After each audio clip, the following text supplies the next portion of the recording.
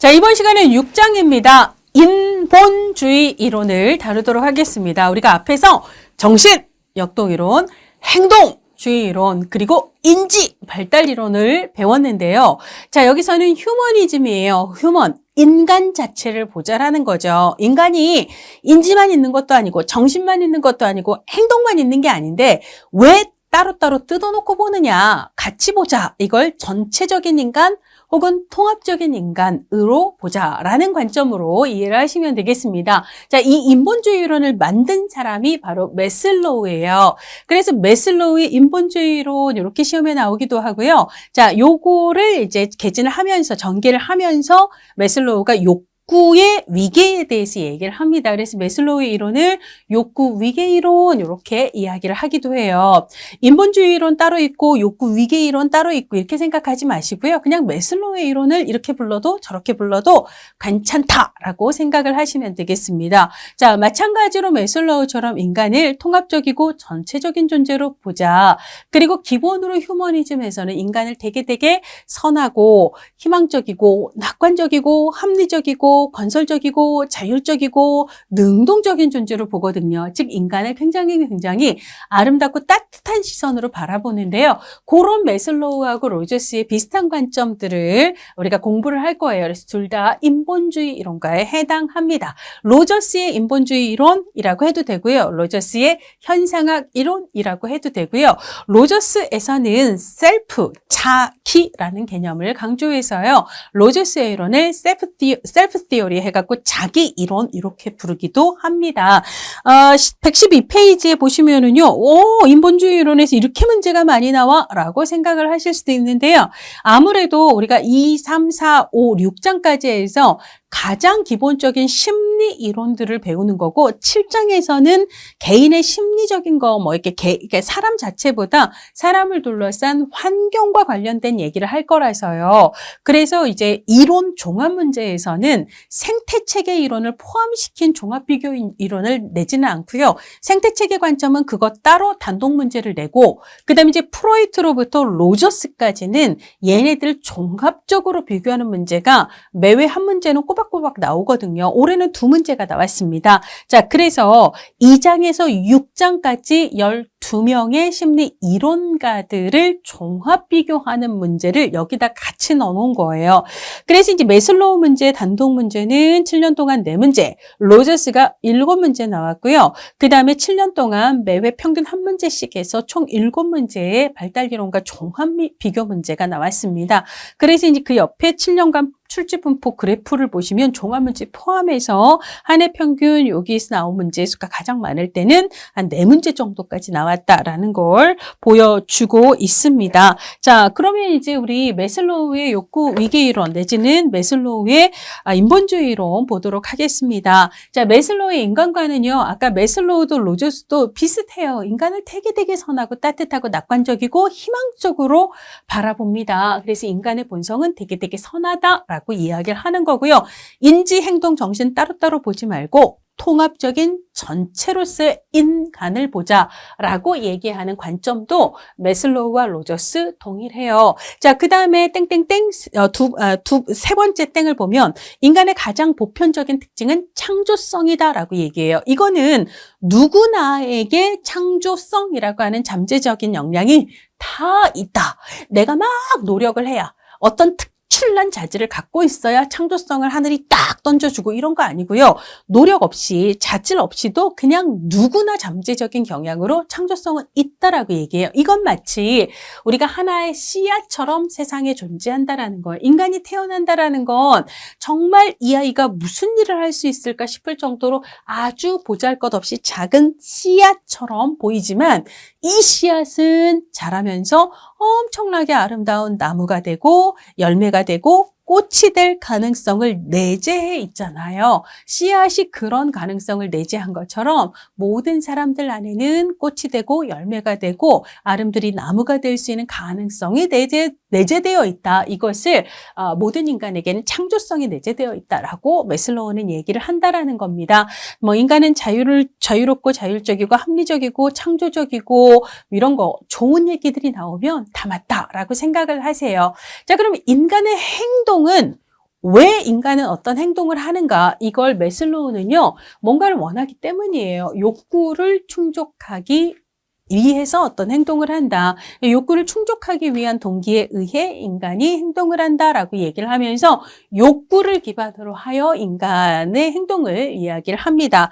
자, 그 다음에 모든 인간에게는요, 아까 이제 창조성이 있잖아요. 창조성은 다른 말로 꽃이 되고 열매가 될 수 있는 잠재적 가능성을 무궁무진하게 내재해 있다라는 거거든요.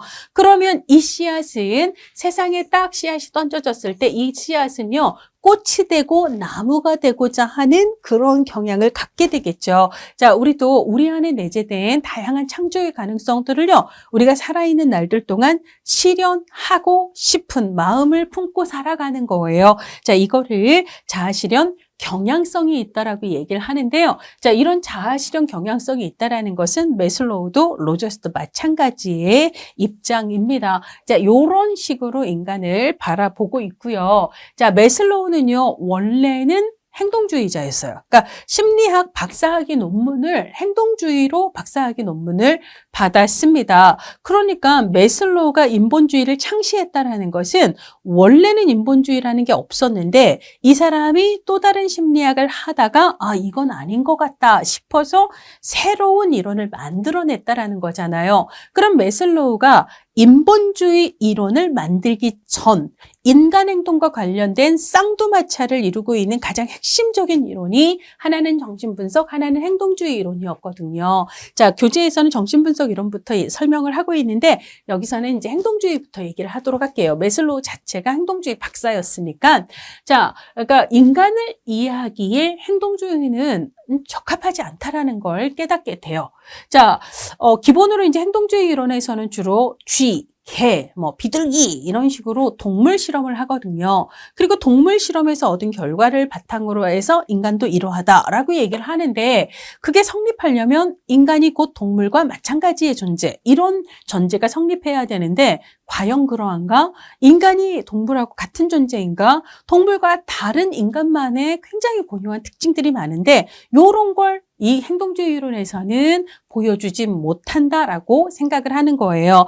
거기다가 인간이라고 하는 존재는 정신, 가능성, 꿈, 비전, 열망, 기대 그런 정신적인 가치가 굉장히 많은데 행동주의는 그런 거 다 빼버리고 눈에 보이는 측정 가능한 구체적인 행동에만 초점을 두는 이론이잖아요. 그럼 인간이 갖고 있는 그 내면의 다양한 가치와 이런 것들 가능성, 자기실현 경향성 이런 거 전혀 얘기할 수가 없네요. 자, 그래서 행동주의는 인간을 이해하기에 적합하지 않아라는 생각을 합니다.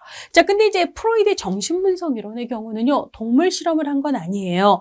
인간을 연구했죠. 자, 근데 프로이트가 연구한 인간은 일반적인 사람이 아니라 자신을 찾아온 정신질환 자였거든요. 정신병리 환자들이었거든요. 그러다 보니까 프로이트가 설명하는 인간은 막 억압된 성적인 욕망, 공격적인 욕망, 막 이런 것들이 드글드글한 사람들인 거예요. 그리고 병리적인 인간, 이렇다는 거죠. 그래서 이제 매슬로우는 프로이트가 인간을 연구하긴 했지만 정신병리 환자들의 기초에서 얻은 결론은 일반적으로 건강한 삶을 살아가는 사람들을 이해하는 데는 한계가 있다라고 이야기를 합니다. 거기다가 이제 인간 행동의 동기가 무의식에 있다. 이런 프로이드의 전제에 대해서 동의하기가 어렵다라고 얘기를 하는 거죠. 자, 그래서 인간을 연구하되 병리적인 인간이 아니라 정상적이고 건강한 삶을 살아가는 인간을 연구하고 싶다라고 생각을 하는 거고요. 실제로 매슬로우는 진짜 건강한 삶을 살아가는 대표적인 사람들이 어떤 특징을 갖는가에 대한 연구를 진행을 하게 됩니다. 그리고 이 건강한 삶을 살아가는 사람들을 뭐라고 부르냐면 자아 실현을 하는 사람들, 자아 실현자라고 이야기를 하고 이들의 특성을 연구 결과로 도출하는 그런 과정을 취하게 돼요. 자, 그러면 나는 인간을 연구하되 프로이트와 같이 정신병리 환자들이 아니라 좀 정신적으로 건강한 인간을 연구해야지, 심리적으로 건강한 인간을 연구해야지. 이게 이제 매슬로우의 화두가 되잖아요. 자, 그럼 도대체 누가 정신적으로 건강한 사람일까를 얘기하면서 욕구에 관심을 기울이게 되죠. 자, 모든 사람에게는요, 타고난 욕구가 있어요. 그래서 115페이지 하단의 기본 가정을 보면 첫 번째, 인간은 삶의 의미와 만족을 주는 일련의 선천적인 욕구에 의해서 동기화된다. 인간의 욕구는 타고난 것이다. 이런 얘기도 있잖아요. 모든 사람들은요, 선천적인 타고난 욕구를 공통적으로 갖고 있다라는 거예요. 자, 그러면 사람들이 기본적인 어떤 타고난 욕구들이 쫙 있으면 모두가 그 욕구를 다 똑같이 충족하고 살아가는가? 욕구를 가지는 건 똑같지만 그 욕구를 충족하는 건 사람마다 너무 다르다라고 얘기를 합니다. 자, 그래서 어떤 사람들은요, 당장 급한 욕구만 해결하는데 평생을 써요. 그러니까 좀 덜 급한 욕구는 미루다가 죽을 때까지 미루어서 그 욕구 근처에도 가보지 못하고 낮은 수준의 욕구만 채우다가 살아가는 사람이 있지만 어떤 사람들은요, 이 욕구 다음에 다음 욕구, 이 욕구 다음에 다음 욕구에서 가장 높은 수준의 욕구까지를 자기 삶에서 충분히 실현하다 삶을 마감하는 사람도 있다라는 거예요. 누가 건강한 거예요? 보다 더 높은 수준의 욕구, 이거 가장 최상위 수준의 욕구를 자아를 실현하는 욕구라고 이야기를 합니다. 자, 이 자아 실현 욕구는요, 아까 매슬로우가 얘기했던 모든 사람들에게 있는 보편적인 창조성 있잖아요. 우리는 아름다운 꽃이 되고 열매가 될 가능성을 이미 내재하고 살아가거든요.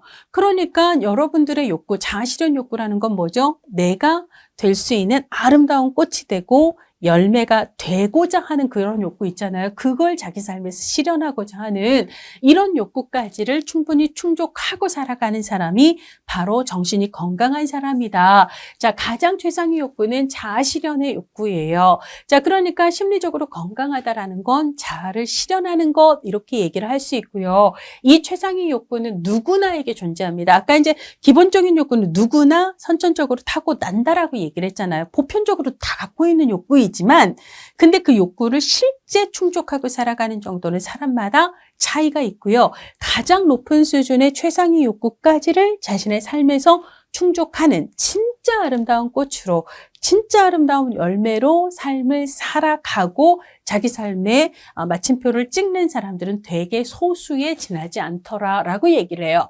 그래서 매슬로우는요, 자아 실현의 욕구까지를 충족하고 살아가는 그 소수의 사람들은 과연 어떤 사람들이지? 그래서 그렇게 꼽히는 사람들만 골라 연구를 한 결과로 이 뒤쪽에 보면 자아실현 욕구를 충족한 사람들의 15가지 특징을 이야기하게 됩니다.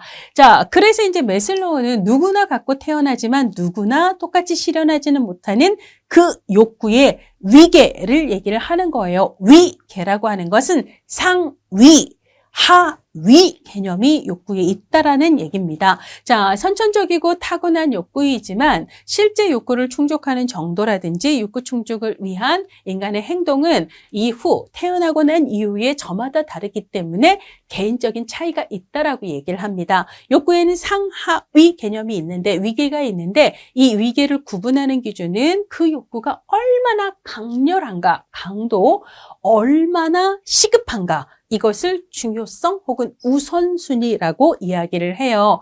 그래서 대부분의 사람들은 강렬하고 당장 시급한 거에 급급해서 그것만 채우려고 합니다. 자, 그래서 당장 너무 강렬하고 당장 너무 시급한 거는 누구나 다 채우려고 하기 때문에 욕구 충족의 피라미드 구조에서 대부분의 사람들은 가장 강렬하고 가장 시급한 이 욕구는 대부분 채운다는 거예요. 이걸 하위 욕구라고 이야기를 하는데 가장 하위적인 욕구가 생리적 욕구죠. 우리 막 똥이 나오려고 하고 오줌이 나오려고 하고 잠을 못 자서 졸려 죽을 것 같아요. 그러면 이게 너무 강렬하잖아요. 대부분의 사람도 똥 싸고 오줌 싸고 잠자는 거 한다라는 얘기입니다. 이런 건 존재의 유지 자체를 위해서 굉장히 중요한 일이기 때문에 요거 이제 생리적인 욕구가 되고요. 이게 가장 하위 욕구예요. 하위 욕구일수록 강도와 우선순위 내지는 중요도, 시급성이 더 높다라고 이야기를 해야 합니다. 그래서 일단은 급한 불을 꺼야 그 다음을 생각할 수 있어요. 자, 하위 욕구가 어느 정도 혹은 일정 정도 충족이 되면 그 다음 욕구에 대한 그러니까 욕구가 발생을 하는데요. 첫 번째는 생리적 욕구고요. 그 다음 생리적 욕구가 어느 정도 충족이 되면 그 다음에는 안전의 욕구. 안전의 욕구가 어느 정도 충족이 되면 소속과 사랑의 욕구. 이거를 사랑과 소속, 사랑과 애정의 욕구라고 해도 상관없어요. 그 다음에 네 번째 욕구는 이제 소속과 사랑의 욕구가 어느 정도 충족이 되면 존경의 욕구. 존경이라는 것은 인정받고 싶어요. 칭찬받고 싶어요. 야, 너 멋있다. 야, 너 잘한다. 이런 거 있잖아요. 그냥 아유 사랑해 이 정도가 아니라 너무 멋있다. 이런 거 있죠. 다른 사람에게 인정을 받고 싶고요. 거기다가 조금 더 나아가면 내가 보기에도 내가 멋있는 사람. 이런 자존감 뿜뿜했으면 좋겠던 거예요. 이걸 4단계 욕구라고 얘기를 하고요.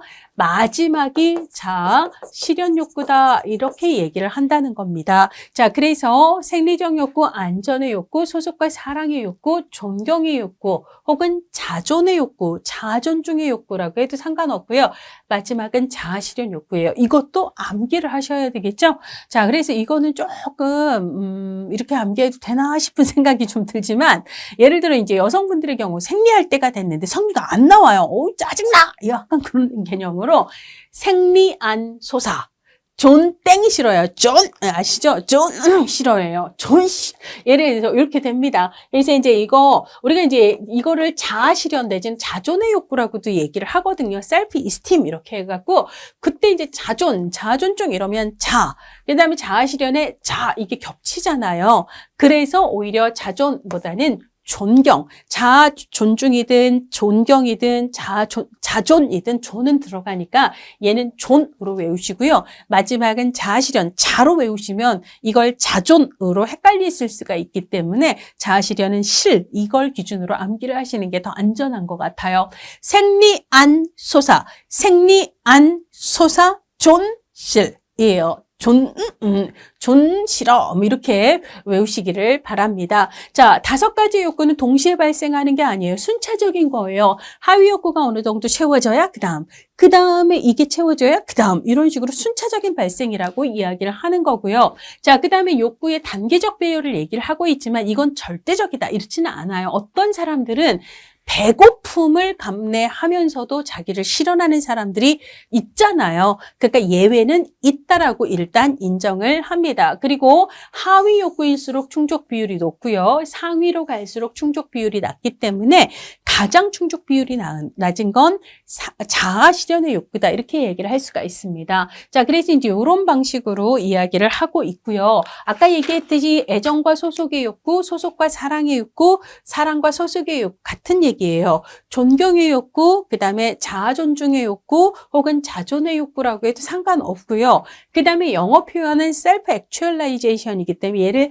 자아 실현의 욕구라고 써도 자기 실현의 욕구라고 써도 상관이 없습니다. 자, 근데 우리 116페이지 욕구의 2가지 형태를 매슬로우는 제1 형태의 욕구, 이건 가장 기본적인 욕구예요. 그러니까 기본적인 욕구라는 것은 사람의 생존을 위해서 기본적으로 이건 꼭 필요하기 때문에 이게 결핍이 되면 안 되는 성격의 욕구거든요. 이걸 제1 형태의 욕구라고 얘기를 하는데, 자, 얘는 1, 2, 3, 4단계인 존경의 욕구까지 해당되는 내용입니다. 자, 그 다음에 제2 형태의 욕구는요, 그건 결핍되면 안 되는 그건 아니에요. 그거 없어도 살긴 살아요. 자, 그래서 얘는 결핍성의 욕구가 아니라, 내가 특별히 여기서 먹고 살기 어려운 건 아니지만, 그럼에도 불구하고 지금보다는 더 나은 삶을 살고 싶어서 이걸 우리가 성장이라고 얘기를 하잖아요. 그래서 내 안에 더 많은 가능성을 실현하고 싶어. 이걸 자아실현의 욕구라고 얘기를 하죠. 자, 그래서 마지막 욕구에 해당하는 자아실현의 욕구만 제2 형태의 욕구라고 얘기를 하고 이걸 성장 욕구라고도 얘기하고 이렇게 된다라는 거예요. 그래서 제1 형태인 결핍 욕구에 해당하는 이 4가지 욕구 중에 어느 하나가 이제 그 결핍이 되면 그때는 신경증이 생긴다. 거기 표에 보면 객관적인 특징이 2번째 있잖아요. 제1 형태의 욕구에 결핍이 생기면 이건 병이 생긴다. 신경증이 생긴다. 기본 생존이 위태해진다. 이렇게 얘기를 할 수가 있고요. 제2 이 형태의 욕구인 자아실현의 욕구를 충족하지 못하면 못 사는 건 아니에요. 병이 생기고 뭐 생존이 유태한 건 아니지만 성장 욕구가 좌절되면 116페이지 맨 끝줄에 보면 메타병리가 발생한다라고 이야기를 합니다. 이 메타병리라는 말이 굉장히 애매한 표현이긴 하거든요. 근데 어쨌거나 내 마음속에 꿈틀거리는 뭔가가 되고자 하는 경향성, 내 마음속에 아름다운 꽃이 되고 싶은 그 마음 있잖아요. 이 마음이 여전히 뭔가 꽃을 피우고 싶은데 그걸 피우지 못한 데서 오는 허전함 같은 거 요렇게 생각을 하시면 될 것 같아요. 자, 그 다음에 이제 비슷한 얘기긴 한데요. 117페이지에 인간의 두 가지 동기를 결핍 욕구를 채우고자 하는 동기, 이거는 결핍 동기가 될 거고요. 더 나아가고 싶은, 더 성장해보고 싶은 욕구, 그걸 채우고자 하는 동기를 성장 동기 이렇게 표현을 하기도 합니다. 그러니까 아까 제1 형태에 해당하는 결핍성 욕구를 채우려고 하는 동기는 결핍 동기가 되는 거고요.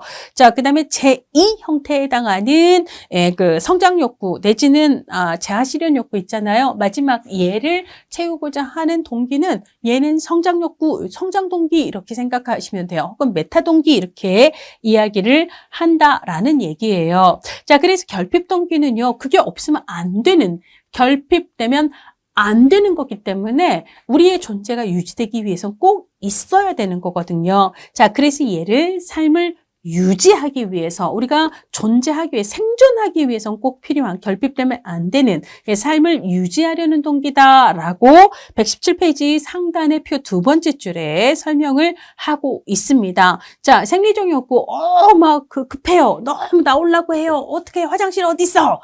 배가 너무 고파요. 너무 졸려요. 뭐 이런 경우도 있잖아요. 자, 이런 생리적 욕구, 그 다음에 안전의 욕구, 소속과 사랑의 욕구, 존경의 욕구, 이 네 가지 차원의 결핍 동기가 해당이 되고요. 일단 이걸 충족하고 나면 이제는 괜찮은 거예요. 여러분들이 똥 다 쌌어요. 오줌 다 쌌어요. 잠 잘 만큼 잤어요. 이제는 결핍이 해소가 됐기 때문에 더 이상의 결핍을 느끼지 않지요. 그러면 그걸 채우고자 하는 동기도 당분간 없어요. 다시 결핍이 될 때까지.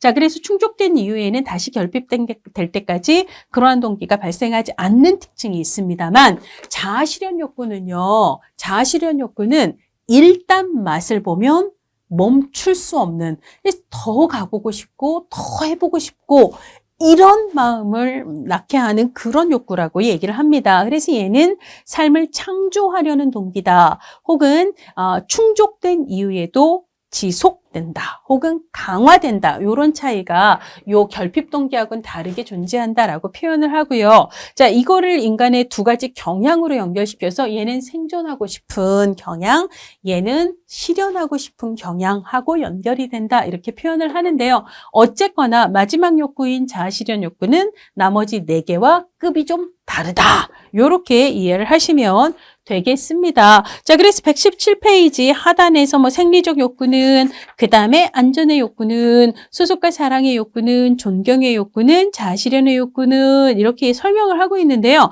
이건 뭐 여러분들이 읽어보시면 대략 다 알 수 있는 내용들이라 패스를 하도록 하겠습니다. 자, 어쨌거나 매슬로우는 프로이트와 다르게 정신병리 그런 사람이 아니라 진짜 자기 삶에서 자아실현의 욕구를 충분히 잘 실현한 사람들은 도대체 어떤 특징을 갖는가, 이걸 알려줘야, 그래야지 우리가 살아있는 동안 좀 더 건강한, 정신적으로 건강한 삶을 살아갈 수 있는 어떤 단서를 남겨줄 수 있잖아요. 자, 그렇게 해서 실제로 역사적으로, 그리고 매슬로우가 살았던 그 시기 당시에 많은 사람들로부터 이 사람은 참 자아실현을 했어라고 인정을 받는 사람들에 대한 인터뷰도 하고 주변인의 뭐 얘기도 들어보고 문서나 자서전 같은 것도 보고 해갖고 연구를 막 했거든요. 그렇게 해서 15가지의 특성을 이야기를 합니다. 자, 첫 번째는요, 현실을 명확하게 객관적으로 있는 그대로 지각을 한다라는 거예요. 지가 보고 싶은 대로만 보고 해석하고 싶은 대로만 꼬아서 해석하고 이렇게 안 한다라는 얘기예요. 자, 그 다음에 인간의 본성에 대해서, 그 다음에 자신과 타인에 대해서, 사람들이 할 수 있는 실수에 대해서 굉장히 너그럽고요. 있는 그대로 그걸 다 수용할 수 있고요. 관대한 마음을 갖고 있대요.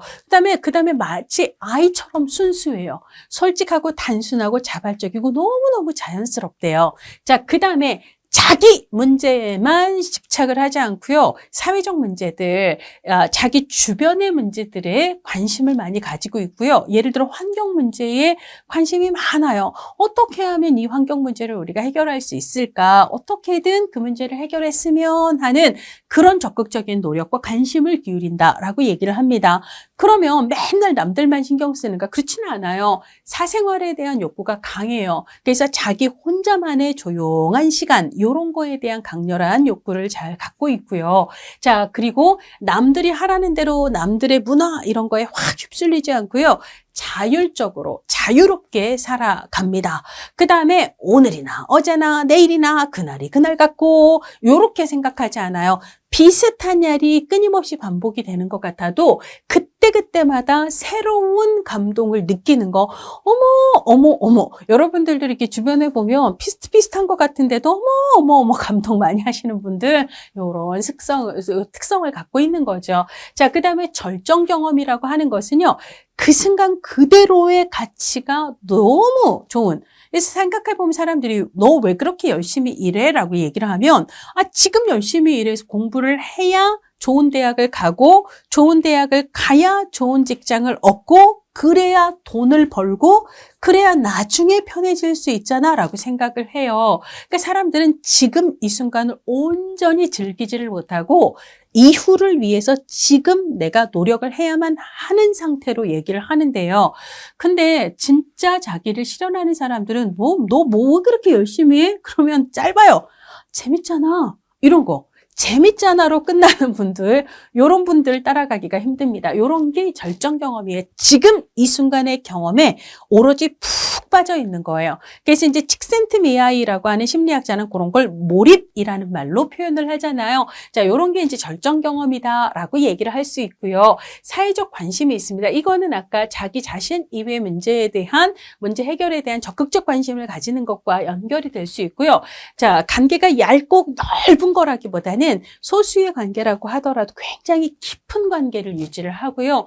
되게 평등해요. 민주적인 그런 성격을 갖고 있고요. 수단과 목적을 구분할 줄 알아요. 무엇이 선하고 무엇이 악한지에 대해서도 구별을 합니다. 자, 그 다음에 일반적인 유머는요. 다른 사람을 깔아 뭉개서 깔깔깔깔 웃는 그런 유머들이 굉장히 많잖아요. 우리가 장도연 좋아하는 이유가 장도연 너무 웃긴데 장도연의 유머를 보면 누구를 깔아뭉개지 않으면서도 재밌잖아요. 자, 근데 이제 자아 실현을 한 사람들은요. 유쾌하게 우리가 웃을 수 있는 굉장히 유머러스하면서도 그 유머에 깊이가 있는 거예요. 삶에 대한 통찰이 담긴 유머들 그런 게 있고요. 굉장히 창조적이고 남들 다 스마트폰이 있으니까 나도 사야 돼. 요번에 S24 나왔다니까 나도 바꿔야 돼. 이런 거 없어요. 그래서 문화 혹은 풍조, 사조 이런 거에 휩쓸리지 않고요. 모든 사람들이 그냥 막 따라가는 이거에 대해서 이게 아니다 싶을 땐 저항할 수 있는 그런 마인드를 가지고 있더라라고 이야기를 하고 있습니다. 자, 이번에는요, 우리 로저스의 이론으로 가보도록 하겠습니다. 우리 매슬로우의 이론은 여러분들 정리가 되나요? 매슬로우는 인본주의를 창시했다. 자, 이 사람은 인간을 인지 따로, 정신 따로, 행동 따로 보지 말고 통합된 전체로 보자라고 했다. 인간에 대해서 되게 따뜻한 시선을 견지한다. 자, 인간의 건강한 측면에 대한 관심을 많이 가졌고요. 인간의 건강한 측면을 얘기하기 위해서 두 글자 욕구라는 단어를 중심으로 인간 행동의 동기를 이야기를 한다라고 이야기를 했고 누구나 가지고 있는 욕구를 충족하는 정도 혹은 인간의 충족하기 위한 인간의 행동 방식은 많이 다르다. 그래서 이제 어떤 차이가 있는가를 아까 피라미드 구조로 가장 강렬한 것부터 그렇지 않은 것까지를 얘기를 했고 가장 최상의 욕구인 자아 실현의 욕구를 어떤 사람들은 충족하고 살아가는가를 얘기했다. 여기까지가 매슬로우 욕구 이론 혹은 매슬로우 인본주의 이론의 요지라고 정리를 하시면 돼요. 자, 이번에는 로저스의 인본주의 이론이라고도 하고요. 현상학 이론이라고도 하고 그다음에 자기, 셀프 시오리라고 해서 셀프, 자기라는 관점에서의 이런 거 있잖아요. 어떻게 불러도 상관없습니다. 자, 122페이지 로저스 이론의 특징에서요.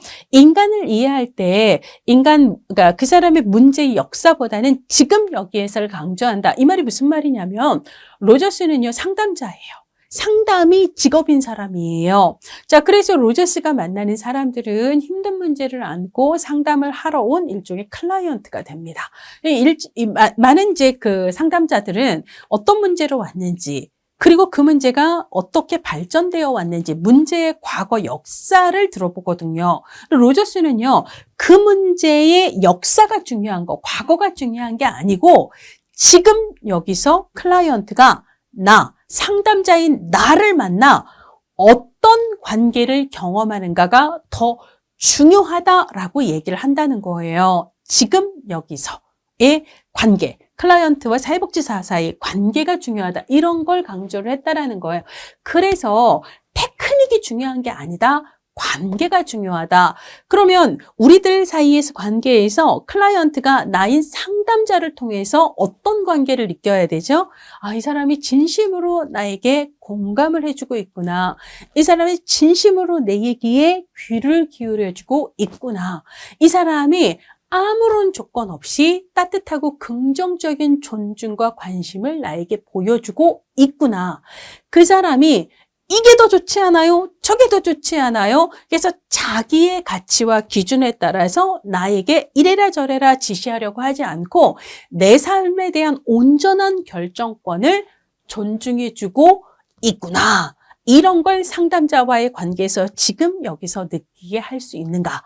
이게 상담에서 굉장히 중요하다라고 이야기를 합니다. 그걸 통해 아무런 조건 없이 클라이언트를 긍정적으로 존중해주고 따뜻한 관심과 경청을 기울여주고 당신의 삶을 온전히 당신 겁니다라고 그의 결정권을 존중을 해줌으로써 클라이언트는 내가 되게 못난 인간인 것 같고 뭔가 문제가 있는 인간인 것 같고 라고 생각을 했었는데 그게 아닌 거예요. 나라는 사람이 되게 긍정적이고 소중한 사람이다라는 이걸 회복하는 거 있잖아요. 이게 중요하다라고 이야기를 합니다. 그래서 셀프를 중심으로 하고 있다라는 거고요.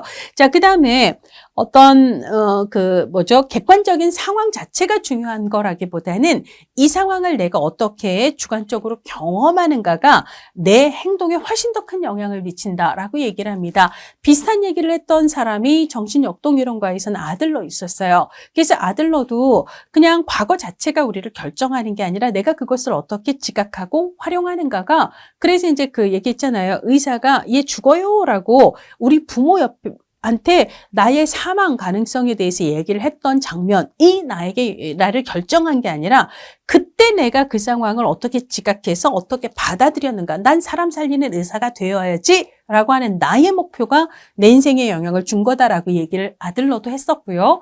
그 다음에 우리가 삐아제의 인지발달 얘기를 하면서도 요게 있다라는 객관적인 상황 자체가 중요한 게 아니라 예에 대응되는 내 머릿속에 도식이 있는가 없는가가 이것을 대하는 나의 행동에 영향을 준다라고 삐아제도 얘기를 했잖아요. 그런 점에서 객관적인 상황 자체, 조건 자체보다 주관적인 경험이 더 중요해요 라고 얘기했던 대표적인 인물에는 아들러, 그리고 삐아제, 그리고 로저스가 있습니다. 그래서 로저스는요, 같은 상황이라고 하더라도 그걸 개인마다 지각하는 방식은 다르다라고 이야기를 해요. 자, 그래서 저쪽에서 개가 한 마리, 큰 개가 다가옵니다. 3명의 친구가 길을 가다가 큰 개를 봤어요. 한 친구는요, 우와, 멋있다 라고 그 개한테 다가가려고 하고요. 한 친구는요, 무서워 이러면서 그 친구 등 뒤에 숨으려고 해요. 그런데 또 다른 친구는요, 길가에 돌멩이 보듯 무시하고 지나가요.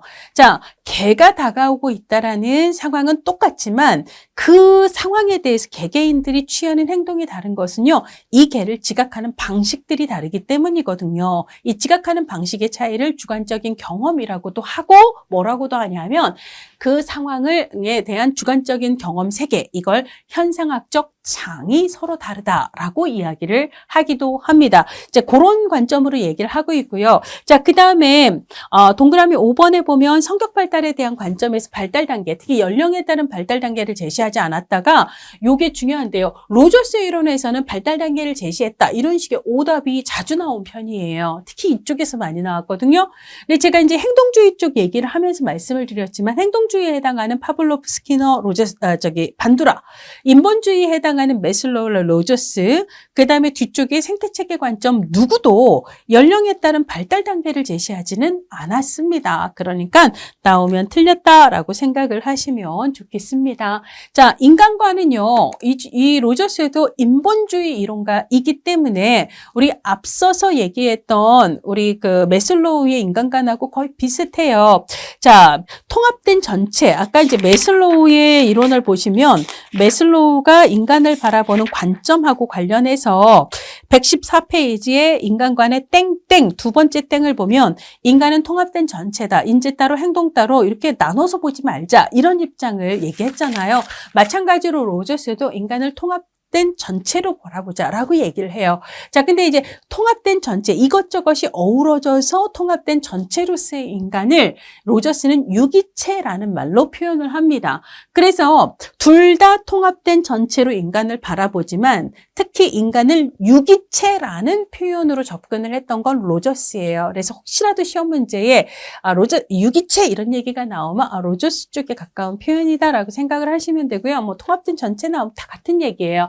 자, 그 다음에 로저스 역시도요. 인간은 아름다운 꽃이 되고 아름다운 열매를 맺을 수 있는 가능성을 갖고 있는 창조적인 가능성 있는 존재라고 생각을 합니다. 그러니까 내가 살아있는 나의 삶 속에서 정말 아름다운 열매로 꽃으로 피고 싶은 이 마음이 여러분들에게도 있고 저도 그래요. 저도 똑같이 있거든요. 이런 마음, 매슬로우도 로저스도 이것을 자아를 실현하고자 하는 경향성을 사람들은 갖는다라고 얘기를 했고요. 객관적인 상황 자체, 아까 큰 개가 다가오고 있어요. 이거 자체가 중요한 게 아니라 그 상황을 내가 어떻게 주관적으로 경험하고 있는가. 그래서 큰 개가 다가오는 상황에 대한 이 각자의 현상학적 장이 어떻게 다른가가 더 중요하다라고 이야기를 했습니다. 자, 그 다음에 인간을 되게 희망적이고 낙관적으로 본다라고 아까 매슬로우 얘기했잖아요.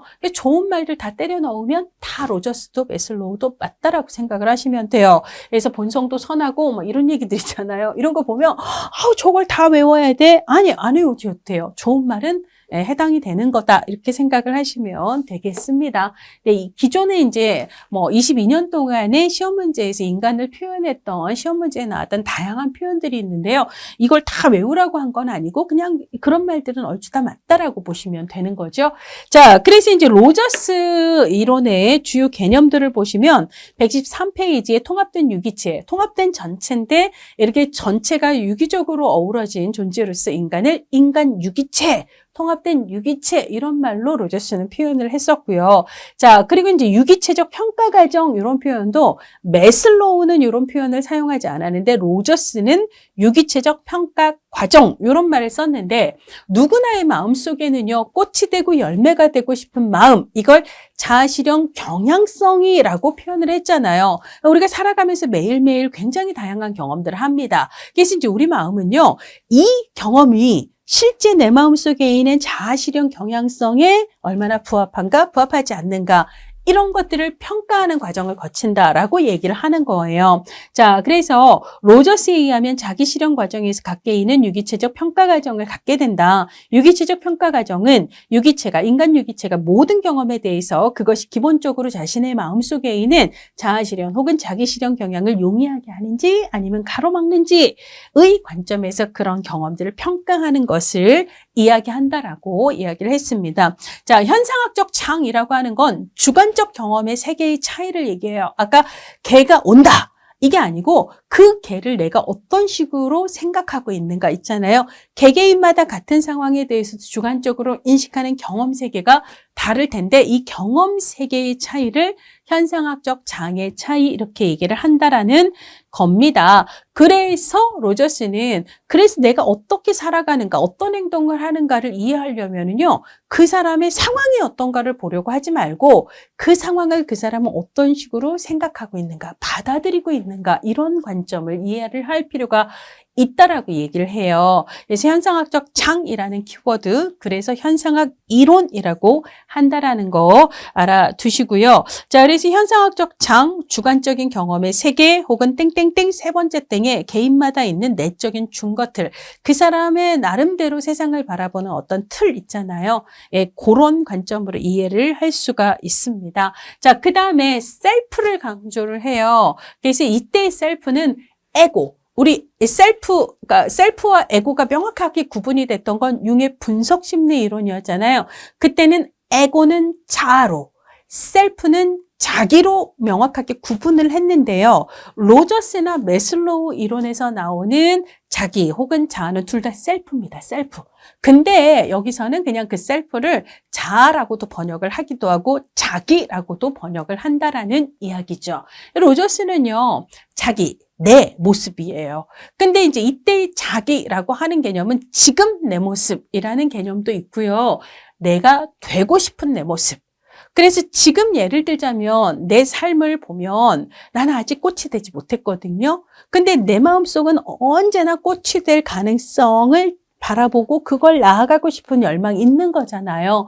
그러니까 나는 진짜 아름다운 꽃이 되고 싶어요. 이게 내가 바라는 내 모습이고요. 근데 지금의 나는 어떠한가 이런 거 있잖아요. 그래서 이제 현재의 내 모습, 이상적인 내 모습 이런 것들을 다 포함해서 이제 자기라는 개념을 강조를 했다라는 이야기를 하고 있습니다. 그래서 지금의 나로부터 내가 바라는 나를 향해 나아가고 싶은 경향, 이게 이제 자기 실현 경향 혹은 자아 실현 경향이다라고 볼 수가 있을 거예요. 자, 그리고 이제 6번째 자기와 경험의 불일치 있잖아요. 그래서 내가 진짜 되고 싶은 내 모습이 있는데 지금 내가 살아가는 하루하루의 경험이 그거랑 좀 불일치하는, 이 불일치는 아까 유기체적 평가 과정이 있잖아요. 내가 끊임없이 진짜 나를 실현하고 싶은 그 경향으로 나아가는 걸 내 하루하루의 삶의 경험이 자꾸 가로막고 있고 뭐 이런 것들 있죠. 이런 것들을 자기와 경험의 불일치라고 생각을 하시면 되겠습니다. 그래서 이게 결국은 내 마음속 어려움, 이걸 심리적 부적응이라고도 표현을 할 수가 있는데요. 왜 로저스는 상담가라고 얘기를 했습니다.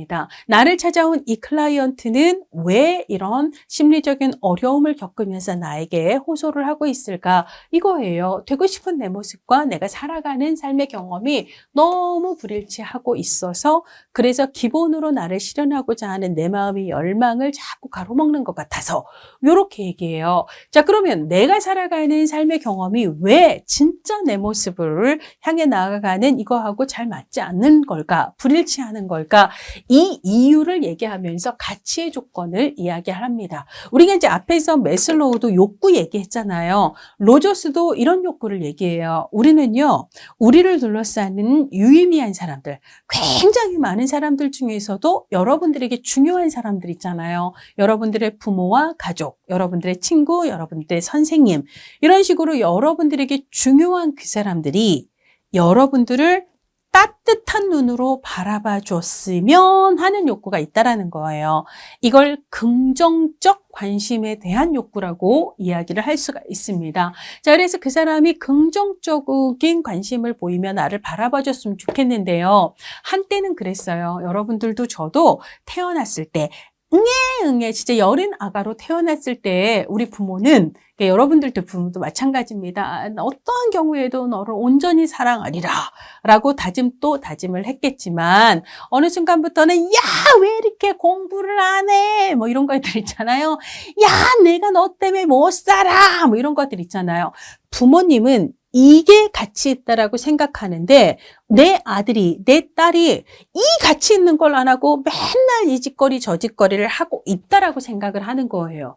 그래서 내 자녀가 내가 가치 있다라고 생각하는 그 조건에 부합하면 긍정적 관심을 주고 그렇지 않다라고 생각하면 그때는 우리 딸 이거 없어요. 야, 김유경! 뭐 이런 거 있잖아요. 목소리, 표정부터 싹 달라집니다. 자, 근데요, 우리는 나에게 소중한 우리 엄마에게, 아빠에게, 내 친구에게, 우리 선생님에게 따뜻한 긍정적 관심을 받고 싶어요. 그런데 그 사람이 원하는 가치의 조건에 내가 부응하지 못하면 그 사람은 나에게 긍정적인 관심을 주지 않거든요. 근데 우리는 그 사람의 긍정적 관심을 원해요. 그럼 어떻게 해야 되죠? 내가 바라는 내가 아니라 그 사람이 원하는 가치의 조건에 부응하기 위해서 노력을 하는 거예요. 예를 들어 비유적으로 얘기할 때 내가 백합 씨앗으로 세상에 태어났어요. 그래 내 안에는 항상 백합이 되고 싶은, 아름다운 백합이 되고 싶은 그런 잠재적인 어떤 자아 실현의 가능성 혹은 막 그런 경향성이 있거든요. 근데 우리 엄마는 백합 너무 싫어요. 무슨 백합? 장미 최고. 장미가 가장 최고의 가치라고 생각을 한다라고 합시다. 그래서 내가 백합 같은 느낌일 때 엄마는 얼굴을 찌푸리고 저게 뭐가 되려고 이렇게 얘기를 하다가 내가 장미 흉내를 내면 어머 우리 딸 뭐 이렇게 얘기를 해요. 그러니까 나는 백합이 되고자 하는 진짜 내 마음속의 실현의 경향성이 아니라 우리 엄마가 좋아하는 장미가 되기 위해 최선의 노력을 하죠. 그러면 우리 엄마의 따뜻한 관심과 시선을 받을 수 있으니까. 그래서 우리는 살면서 말이에요. 진짜 나를 실현하고 싶으면서도 결국은 나에게 소중한 그 사람이 나에게 던지는 보이지 않는 가치의 조건을 따라 살기 바쁘게 됩니다. 그래서 어떤 면에서는 우리 엄마가 보기에 나는 상당히 좋은 성공을 이루었을지도 몰라요. 그렇지만 우리 엄마가 원하는 사람으로 내가 살아가고 있으면서도 내 마음은 언제나 허전하고 힘들다는 거죠. 그걸 얘기하고 있는 거예요. 이게 자기와 경험의 불일치 이렇게 얘기를 합니다. 자, 그래서 필요한 게 뭐예요? 긍정적 관심인데 어떤 관심이냐면 가치의 조건, 내가 원하는 가치로운 조건에 부응하지 않더라도 그냥 무조건적으로 내가 너를 긍정적으로 관심을 보여줄 수 있는가. 근데 지금 상담자인 나를 찾아온 클라이언트는 바깥 세상에서 그런 경험을 하지 못했거든요. 타인의 가치에 맞춰 사느라고 최선의 노력을 다하고 있을 뿐이고 진짜 나를 어딘가 잃어버린 느낌으로 나를 찾아왔잖아요. 로저스가 해야 되는 건 테크닉 혹은 너의 역사 이런 게 아니에요. 무조건적인 긍정적인 관심을 주어야 하고 그걸 주기 위해 경청하고 공감하고 그 사람의 결정권을 존중하고 이런 노력이 필요하다라고 얘기를 합니다. 그러면 자기와 경험이 불일치가 아니라 일치된 삶을 살아갈 수 있도록 우리가 도와줄 수 있는 거고요. 자, 그러면 온전히 진짜 백합과 같은 삶, 자기를 실현하는 삶을 살아갈 수 있거든요.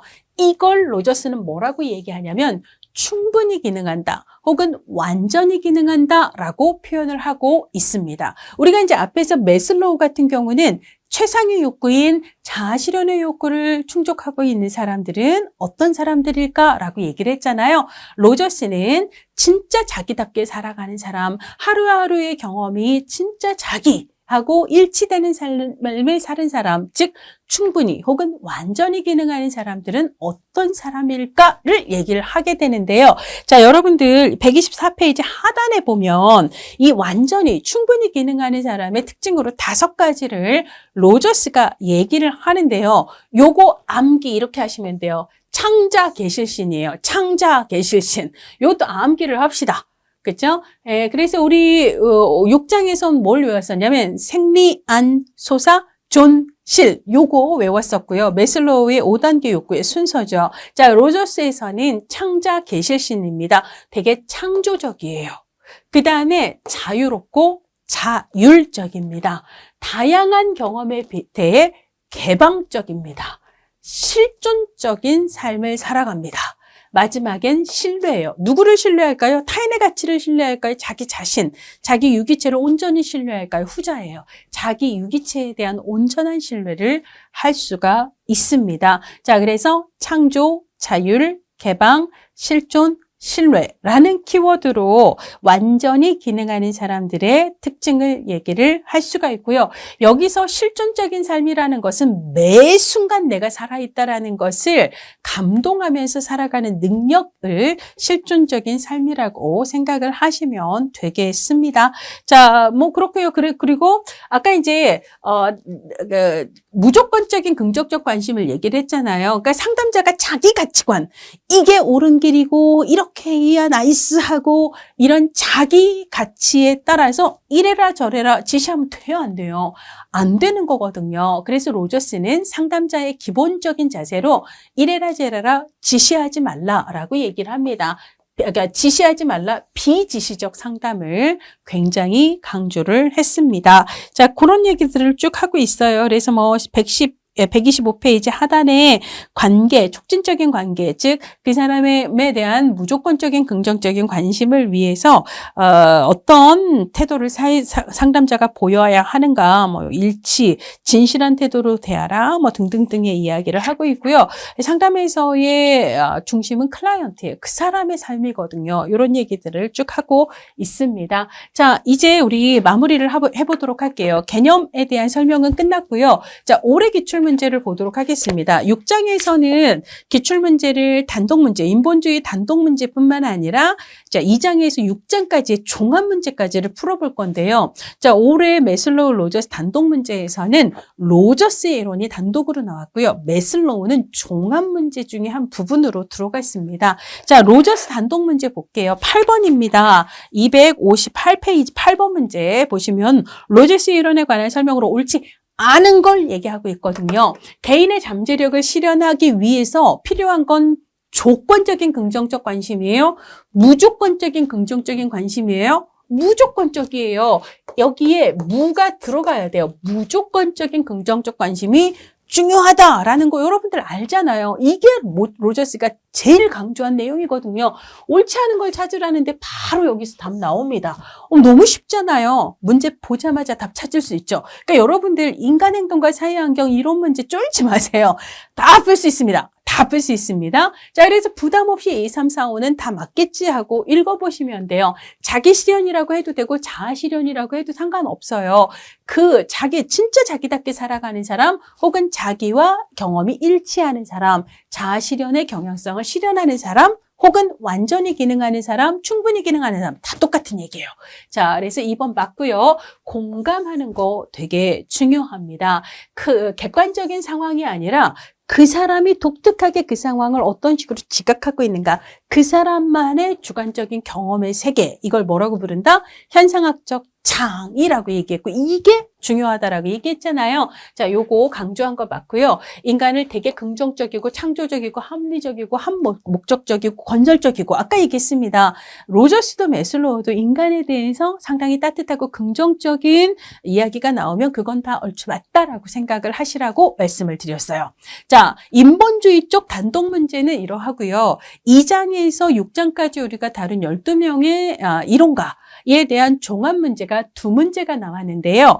1번 문제를 보도록 합시다. 256페이지에 있습니다. 인간 발달 이론이 사회복지 실천에 미친 영향으로 옳지 않은 거. 이거는 1장에서 인간 발달의 특징, 인간 발달 유사 용어, 인간 발달이 어떤 기여를 하는가, 유용한가, 요 3번째 타이틀하고 문제 타이틀은 비슷한데요. 1, 2, 3, 4, 5에 보면 스키너, 융, 에릭슨, 프로이트, 매슬로우 이렇게 나와 있어서 이건 이론 종합 문제구나라고 바로 생각을 하실 수 있습니다. 스키너 누구예요? 행동주의 이론가, 강화, 처벌, 조작적 조건화, 소거, 행동 조성, 강화 계획, 간헐 연속. 막 쏟아지나요? 그랬으면 좋겠습니다. 그래서 아직도 스키너 하면 버벅한다.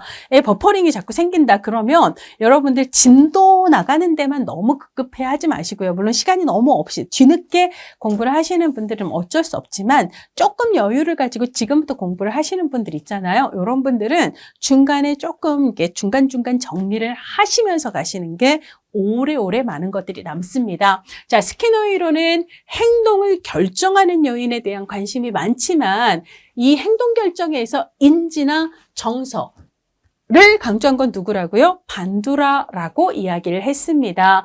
그래서 이제 반두라 이론은 사회학습 이론이라고도 얘기를 하지만 사회인지 이론이라고도 얘기할 만큼 인지를 중요시했고요. 자, 그 다음에 자기 효능감이라는 키워드하고 관련해서 직접적 성취, 대리적 성취, 언어적 설득, 마지막 정서적 각성, 이렇게 얘기하면서 정서의 중요성도 얘기를 했거든요.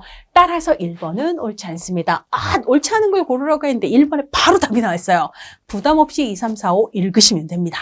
자, 융은 무슨 이론이에요? 융, 분석 심리 이론입니다. 자, 융은요, 인간 발달을 얘기했다, 안 했다? 발달 단계 얘기했어요. 발달 단계 얘기했고요. 정신역동 이론가 중에서는 아들러만 발달 단계 제시하지 않았다고 얘기했습니다. 융은 청소년기까지예요? 전생애예요?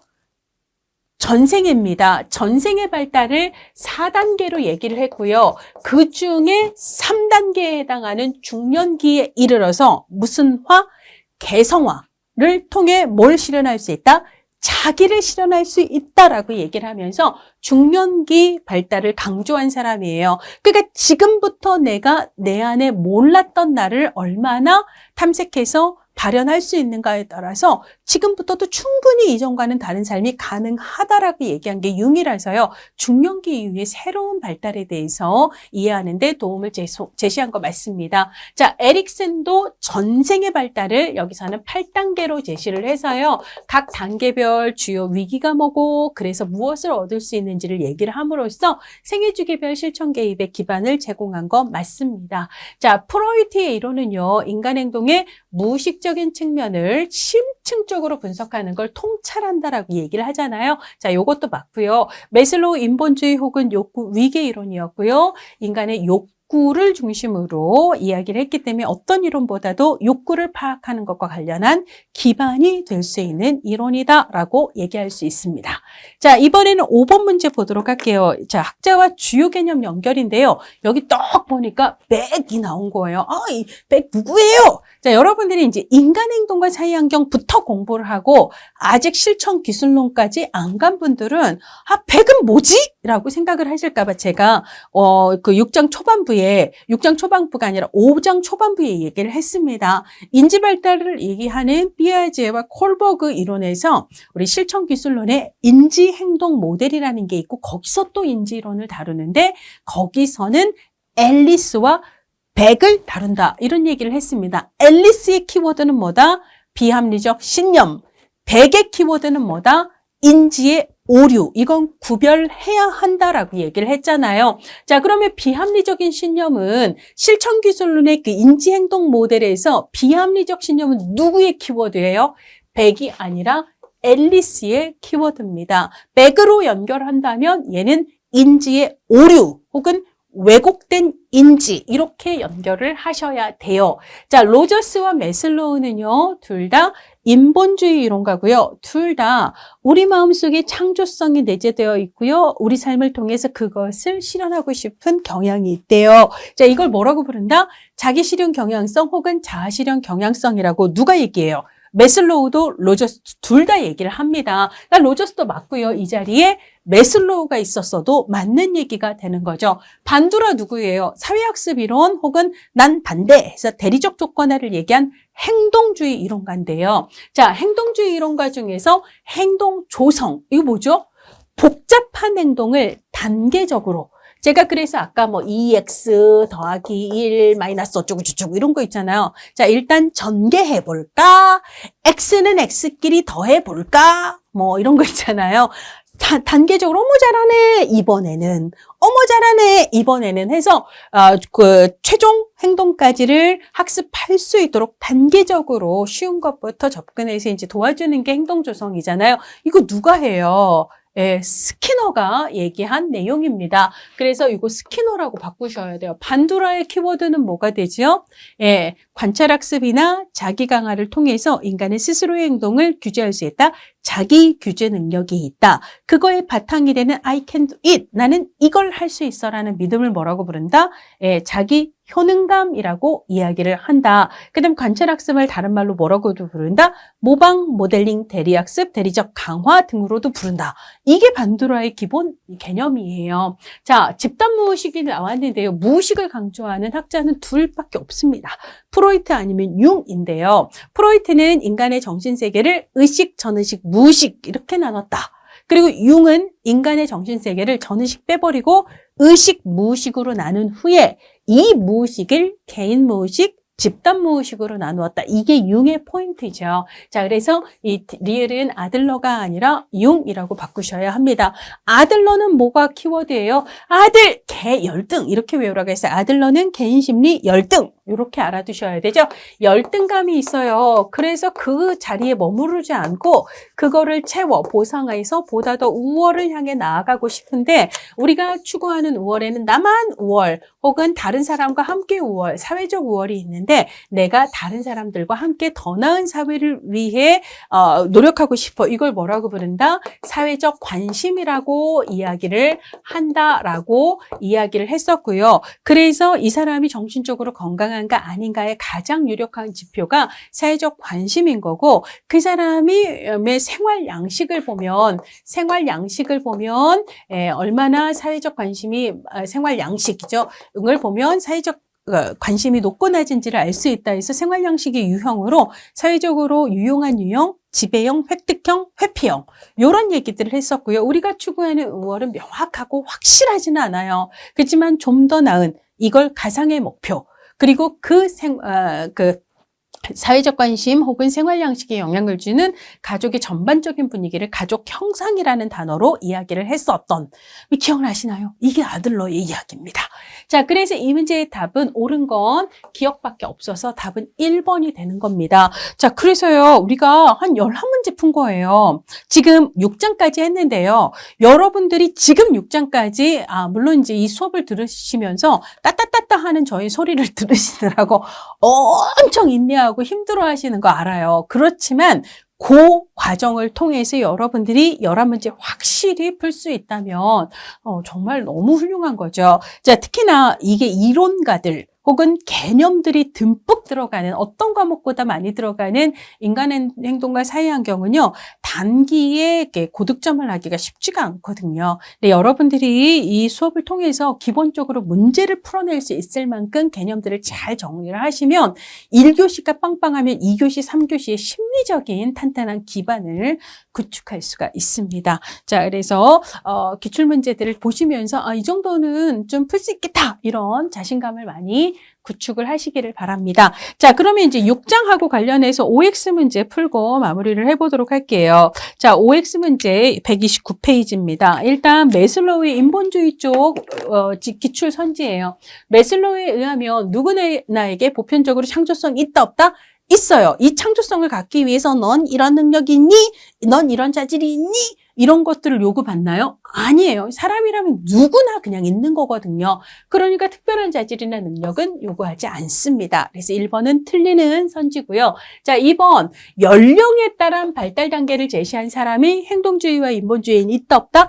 없다라고 얘기했습니다. 따라서 연령에 따른 욕구의 발달 단계를 구체적으로 설명하지는 않은 게 맞는 얘기예요. 자, 그 다음에 3번 매슬로우는 5개의 욕구 순서대로 나열을 해봅시다. 생리, 안, 소사, 존, 실이라고 외우라고 했습니다. 생리적, 안전, 소속과 사랑, 존경, 자아실현 바로 나오셔야 되죠.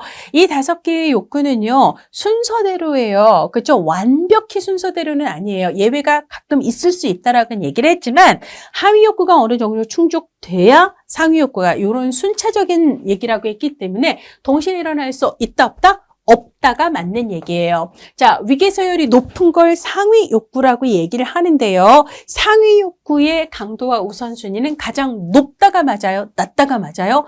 낮다가 맞습니다. 그래서 4번은 틀렸어요. 강도가 높고 시급하고 우선되는 걸 주로 채워서 이건 대부분의 많은 사람들이 채워요. 그래서 얘는 위계서열이 낮은 욕구가 강도가 높다라고 보셔야 되고요. 상위 욕구는 하위 욕구가 일정 부분 충족되었을 때 나타날 수 있다. 이건 맞는 얘기고요.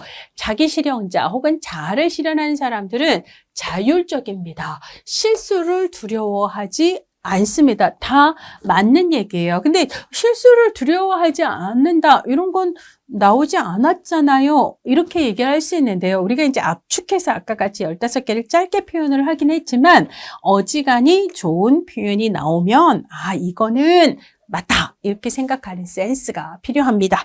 자, 그 다음에 7번 자존중인데요. 이걸 존중이라고도 표현, 존경이라고도 표현, 자존이라고도 표현, 자존중이라고도 표현을 하는데요.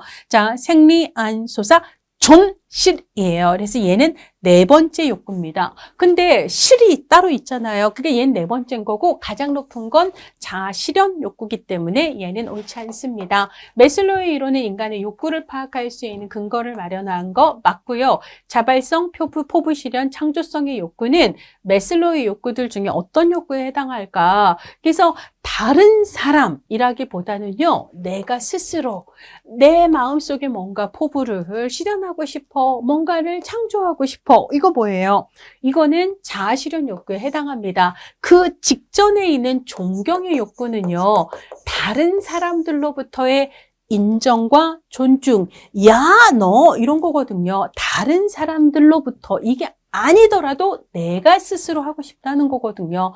이거 자발성은 자아 실현에 해당이 되는 거 맞는 거죠. 자, 그다음에 이제 안전 그리고 소속과 사랑인데요. 생리 안 해갖고 얘는 2.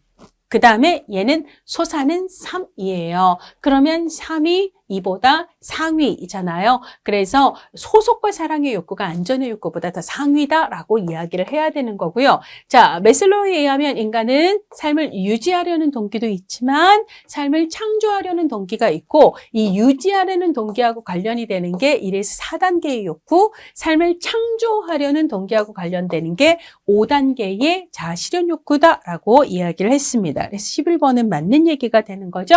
자, 이번에는 로저스의 현상학 내지는 로저스의 인본주의 이론입니다. 로저스에 의하면 인간은 통합적 전체 혹은 통합적 유기체입니다. 자, 그러니까 따로 구분해서 보려고 하지 말고 인지, 행동 뭐 이런 거 따로따로 보려고 하지 말고 전체적인 관점 혹은 통합적인 관점 혹은 이거를 전인적인 관점이라고 해도 상관없어요. 으로 접근해야 한다. 이 말은 맞는 이야기입니다. 로저스는 인간 행동이 인간이 세계를 어떻게 지각하는가 이거 뭐죠? 주관적인 경험 세계에 따라서 객관적 상황이 같더라도 내가 그것을 어떻게 바라보는가에 따라서 달라지는 거예요. 이걸 다른 얘기로 하면 현상학적 장에 따라 이렇게 얘기할 수 있고요. 이건 맞는 얘기입니다. 로저스는 인간이 유능하고 능력이 있고 자기 이해 자아 실현을 하는 잠재력을 갖고 있다. 앞서 얘기했듯이 로저스, 매슬로우는요, 둘 다 인간에 대해서 너무너무 따뜻한 얘기를 해요. 좋은 얘기가 나오면 아 맞다라고 센스 있게 생각하시면 되겠습니다. 로저스의 이론을 우리가 현상학 이론이라고도 하지만 셀프 티어리, 자기 이론이라고도 얘기하고 자아 이론이라고도 얘기를 하는데 이때 자아나 자기로 번역되는 영어는 뭐다?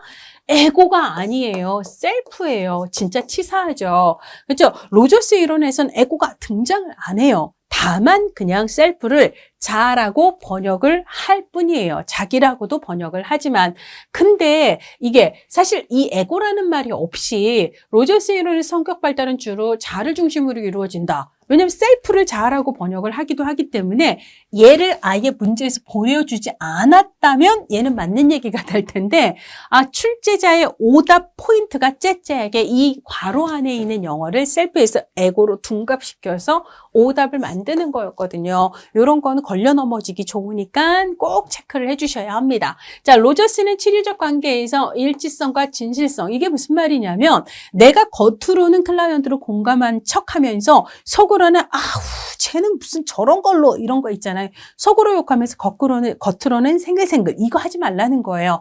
겉과 속 내가 진짜 너를 생각하는 마음 진심으로 그 사람의 겉과 속이 일치되는 반응을 하라는 얘기입니다. 자, 요것도 맞는 얘기고요. 자, 로저스 이론에 입각한 치료 과정은 지시적이에요? 비지시적이에요?